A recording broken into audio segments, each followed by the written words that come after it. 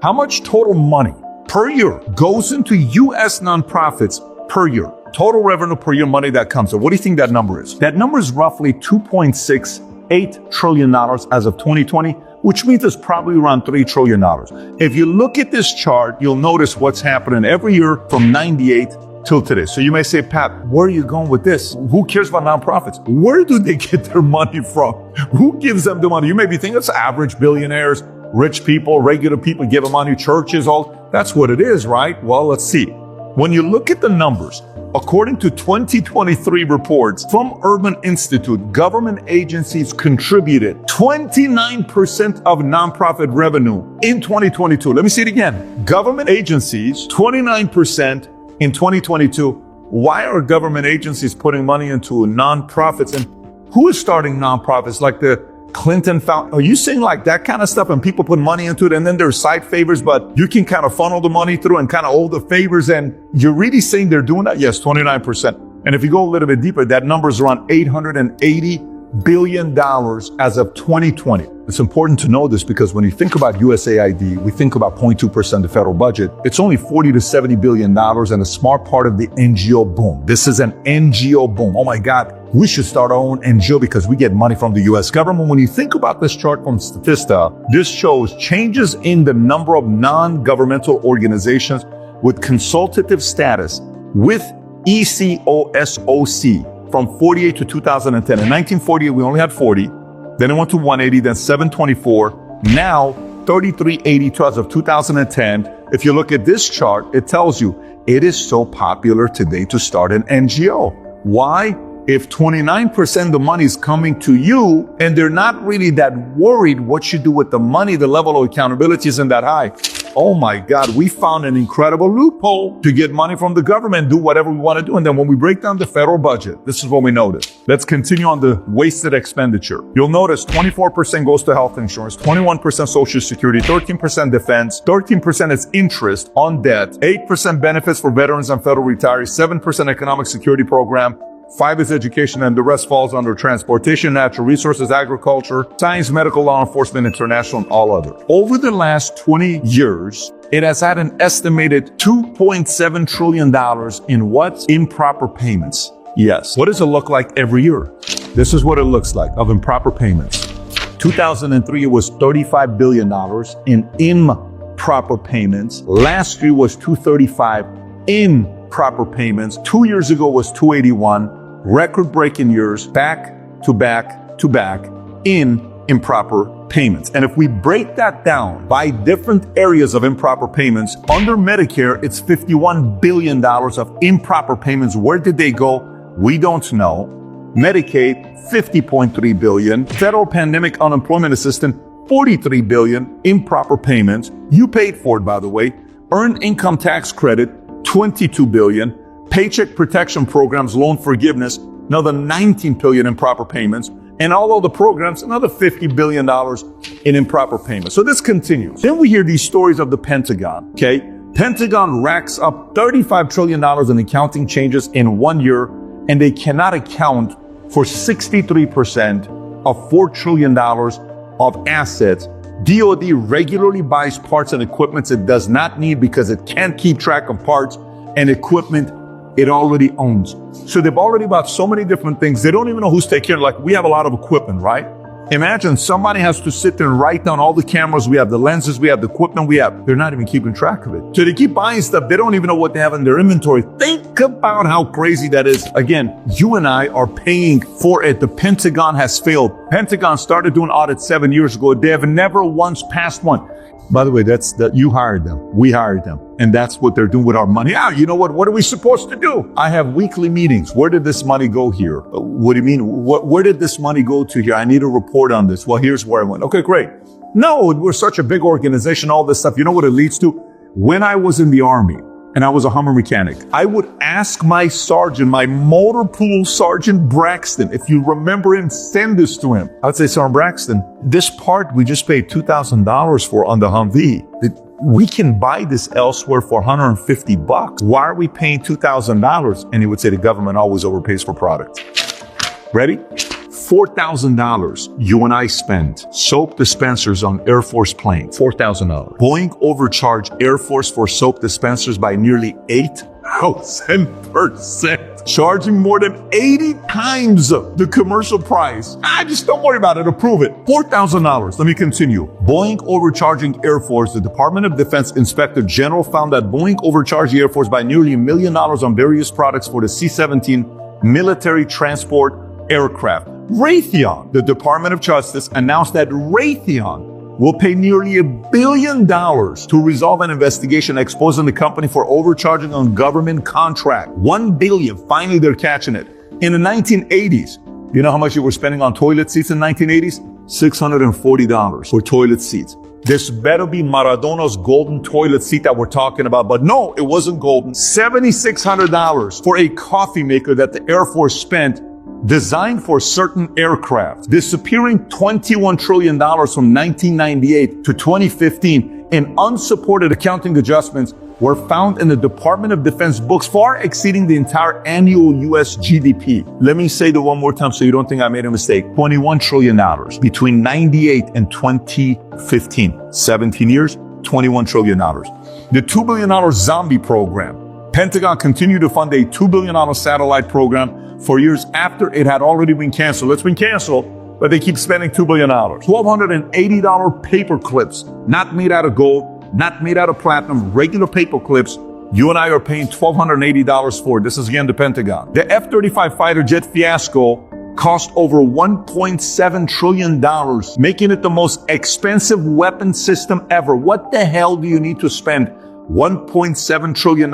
Despite this, the aircraft has been plagued with issues from software bugs to parts shortages. The invisible buildings. The Pentagon spent millions on constructing buildings in Afghanistan that were never used or were built in areas where they served no purpose. $300,000 camouflage that didn't work. Pentagon paid the NFL for patriotism $6.8 million. At least this is a little bit of, hey, sell the dream about what it is to be a soldier here. Sell us how awesome the country is. I get that part, $6.8 million, but I don't get all the other stuff that we're talking about here. And by the way, when you talk about this stuff, the Beltway bandits, you know what we found? You ever heard of Booz Allen Hamilton? And you hear about, did you know that Snowden, I don't know which one of these names used to work at Booz Allen Hamilton. Did you know John McAfee, I think, worked at Booz Allen Hamilton? Like if you worked at this consulting firm, it's amazing, right? Do you know out of their revenue every year, say they do 10 billion a year, you know what percentage of their revenue comes from the government? Contracts, you ready? Not 5%, not 10%, not 20%, 97% is all coming from the U.S. government. That means Booz Allen Hamilton, without the government contracts, they rely on the government. You ever heard of Lockheed Martin? What percentage you think is coming from government contracts? 99%. Raytheon did a little bit better. They're at 48% in 2022, and in 2024, they were 53.3%, which means they have some business they're doing outside of the government. All right, next one is Medicare and Medicaid, which is 25%. If you look at this chart from 1970 till today, we went from $7.5 billion to now $1 trillion, and it's just grown exponentially. And by the way, to simplify the whole thing, Medicare is for old people, like my dad. Medicaid is for poor people. But if you look at Medicaid and Medicare, guess what you notice? Both of them are climbing. The charts are right next to each other. I'm sure you see this, but let's see if they got anything going on here. So this is why Doge is on fire. This is why so many people are excited to see what Doge is going to be doing. And Doge Aid search Medicare Agency payment system for fraud.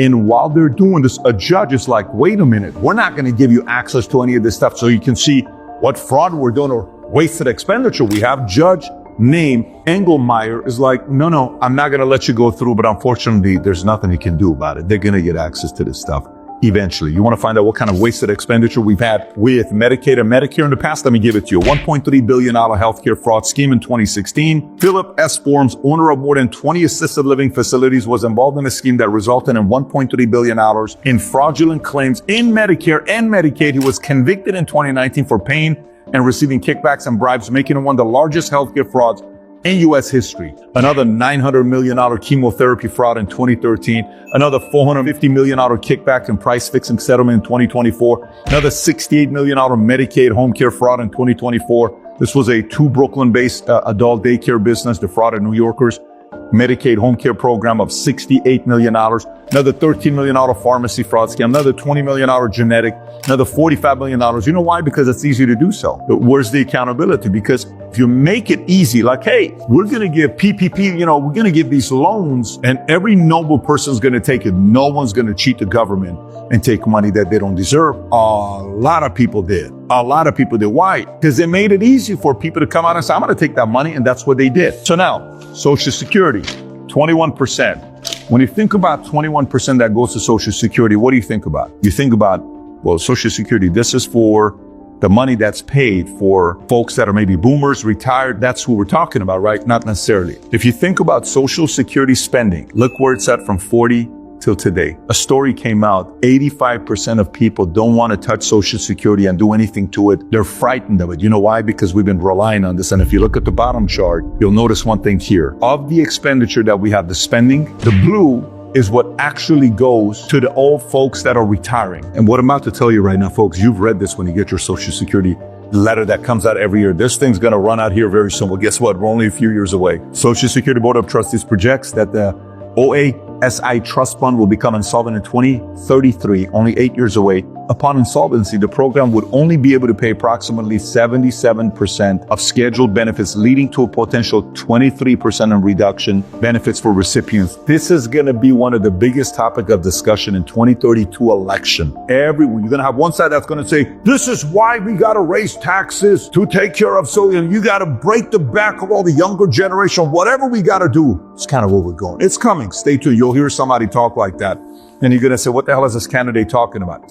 Coming to an election near you.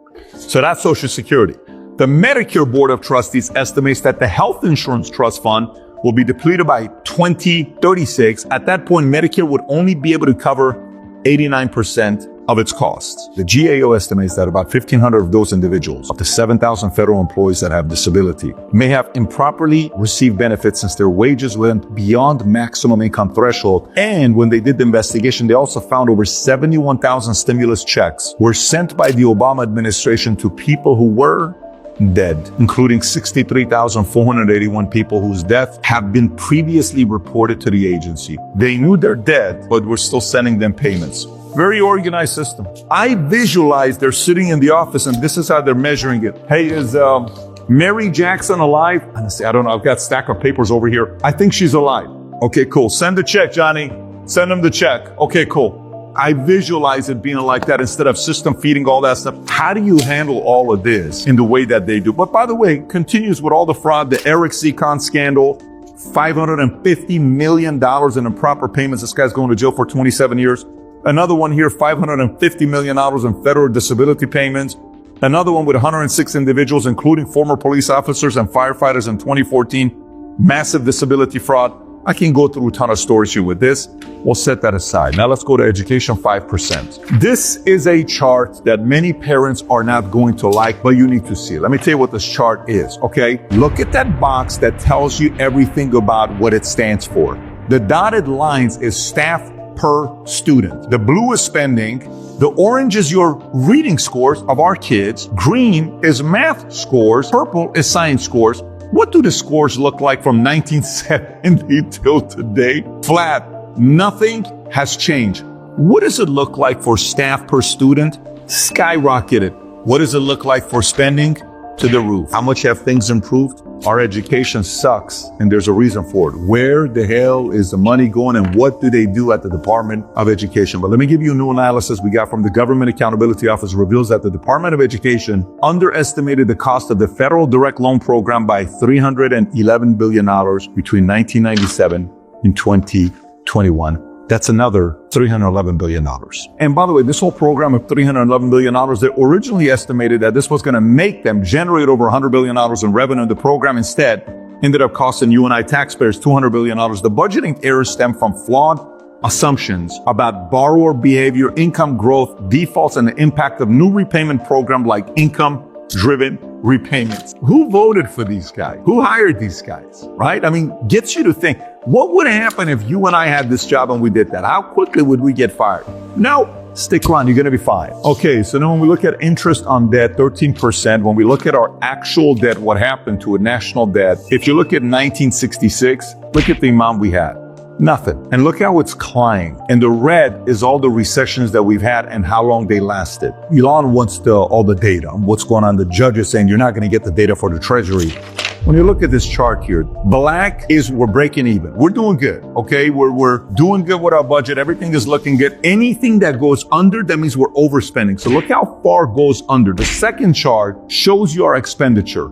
Again, look at from 1950s, 60s, 70s, 80s, 90s, 2000 drops a little bit. And I look at from 2020 on, skyrocketing to the top. You've seen this before. This ain't the first time I'm showing it. You've seen this before from others as well. And by the way, when we're looking at our national debt to GDP ratio, if you look at this chart here, just look at the highs and lows. World War I, we hit 30%. Great Depression, we hit 38.6%. World War II, we hit 103%. We went all the way back down to 35.2 in 2010. Then in 2007, then in 2009, after the mortgage crisis, we went to 52.3. You know what it is right now? Our debt to GDP ratio, 123%. It's the highest we've ever been.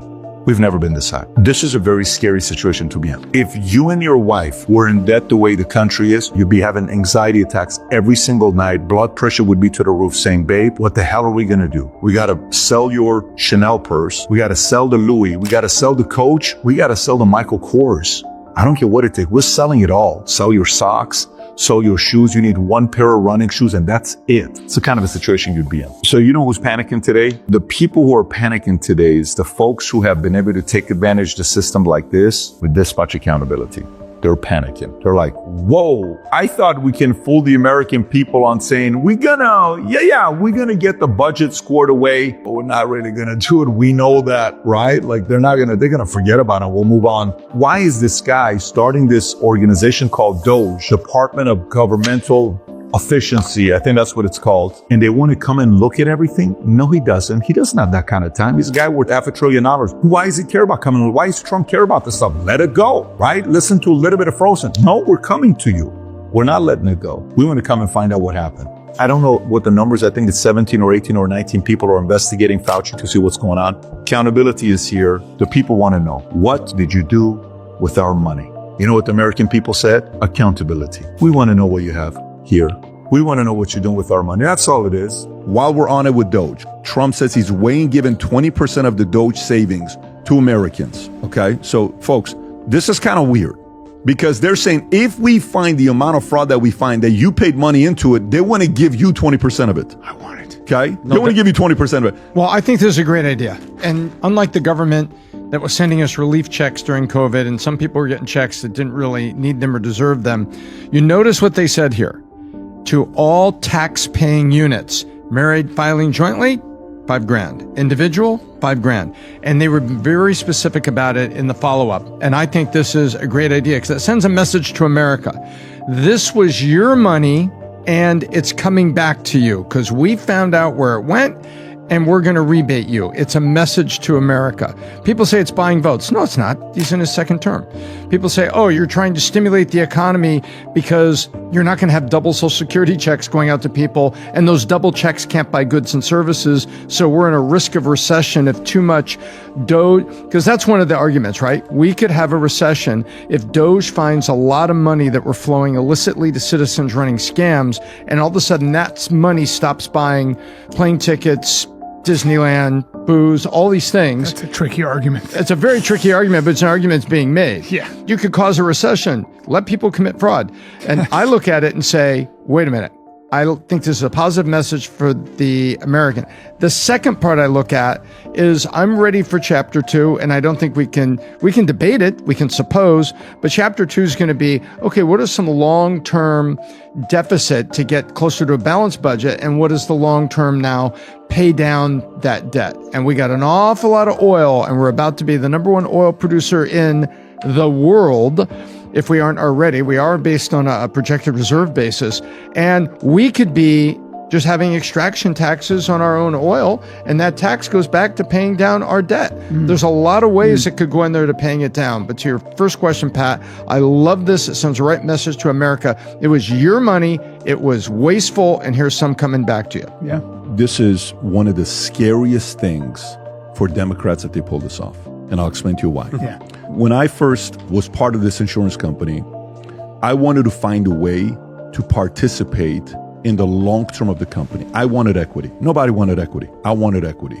Because I wanted to go 20 years, something like that. I want equity on the company. If we make it multi-billion dollars, I want to participate in equity. Like, no, we're not doing that. I'm like, okay, cool, no problem. I'd like to participate in that. We like that. We like that. You own a piece of stock options, you own the company. If it grows, I'm going to get a check. Like my guys right now, some of the checks that the guys get from the insurance company, they're like, what the hell is this? This is part of what happens when the company makes profits. Okay. To shift the thinking of a country, if you shift the thinking and say, every time we find wasted money, we're sending you percentage, you have the entire country supporting you. Yeah, you're right. Did you understand what happened right there? So true. Yeah. Because what you're now doing is you're revolutionizing the freaking game. Do you know what the opponent can do when this may be one of the scariest? You know when he said, no taxes on tips. I hate this guy, but I'll vote for him. No taxes on tips. Yeah. But you know what this is? This is no taxes on tips, on steroids, growth hormone, TRT, add whatever the hell you want to put on top. Yeah. Every single thing on top of that, that's what this is. Right, but now let me ask you this. There seems to be a divide philosophically. One side says the only way to get rid of the deficit is to tax. But free market people say, hold on, bro, tax. Give me the money so I can stimulate the economy. That's right. That's right. And then you'll be able to have, a wider tax base, and then we can pay it off. Do you have friends or relatives that no matter how much money you give them, they're always going to come back for more money? Come on. It's a mindset. You were broke at 50 grand, you were broke at 80 grand, and now you're broke at 120 grand. It's not about how much money you make. Your mindset sucks, okay, when it comes down to money. And you don't want to admit it. So no matter what, those people, they're always going to have the financial difficulties. But if you get the country sitting there saying, hey, did you hear about what happened? What happened? What did I find? Find some more fraud. They just saved us another $3.8 trillion. They just wrote $600 billion. Hey, we're getting another $3,800 check. Woo! Awesome. That's great. We're finding more fraud. That's what's going to happen. Oh my God. Do you realize what that That's means? exactly right, man. My father always said the best way to lose a friend is to lend him money. America is broke. We can't be any clearer about this. We're rich and broke. There's a difference between broke and poor. Poor is you're freaking Bangladesh. Good luck out there, buddy. Good luck out there in Malaysia. Good luck out there in half these countries in the world. America is rich. What's your language? But broke.